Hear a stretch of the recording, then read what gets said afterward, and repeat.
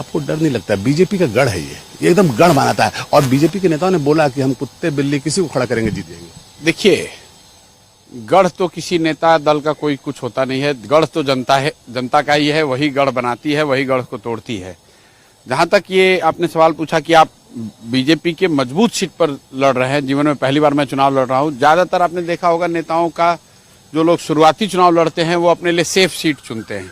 लेकिन मैं समझता हूं कि बिहार में जो हम लोग प्रयास कर रहे हैं, जिस परिवर्तन की बात कर रहे हैं, एक नई राजनीतिक दिशा की बात कर रहे हैं, उसके लिए जरूरी है कि इस तरह के मजबूत किले में जाकर ही चुनौती दी जाए।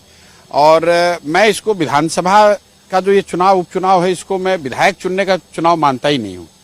ये चुनाव किसी विधायक चुनने का चुनाव नहीं है। ये चुनाव सरकार बनाने और हटाने का चुनाव नहीं है। ये चुनाव बिहार में एक नई राजनीतिक दिशा देने का है। और उसके लिए बिहार में बांकीपुर से बेहतर कोई विधानसभा नहीं हो सकता है, क्योंकि बिहार के सबसे पढ़े लिखे, सबसे प्रबुद्ध, सबसे समृद्ध जो मतदाता हैं वो बांकीपुर में रहते हैं। यही तो चिंता का विवाद है ना, क्योंकि देखिए यहाँ से भाजपा कभी हारी नहीं है। भाजपा का गढ़ माना जाता है ये। नितिन नवीन यहाँ के विधायक रहे हैं, जो कि भी राष्ट्रीय वो ठीक है, इसीलिए तो मुझे लड़ने की जरूरत है।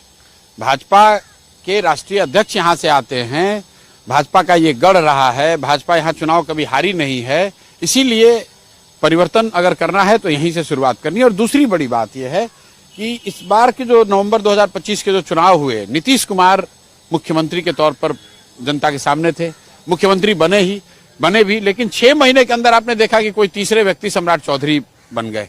तो जनता को कहीं ना कहीं ये निर्णय, ये जनमत देने का भी अवसर है कि क्या आज जो भाजपा के चेहरा हैं, जो सरकार के चेहरा हैं, सम्राट चौधरी के नेतृत्व को बिहार स्वीकार करता है, बांकीपुर की जनता स्वीकार करती है?